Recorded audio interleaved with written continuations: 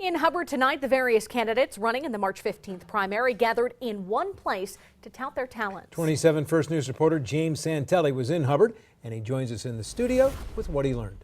And Stan and Erica, this forum had more candidates than any of the Republican presidential debates. 16 candidates scheduled to be there, although only about a dozen made it, and many of the speeches focused on two main topics.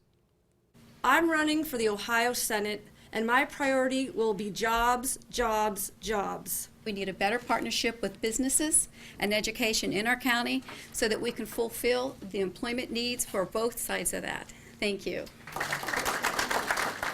Employment is one thing. The heroin epidemic is another. But some candidates tied them both together. The heroin problem, that is a problem. A lot of it, I think, comes from not having jobs here. And we need to bring jobs here.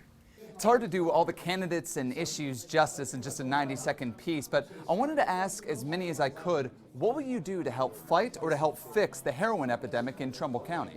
I'd work with the legislature to create the proper funding to not only create an avenue for law enforcement, but judicially and also within the medical community for treatment end of things. We got to reach out to the prosecutor and have him quit looking at it as a behavioral problem and look at it and accept that it is a disease.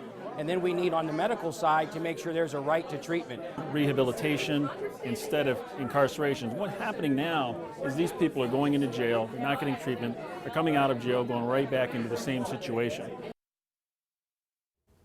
And once these speeches and interviews were done, those candidates met with people to court their votes. And they have just 19 days to do that with primary election day on March 15th.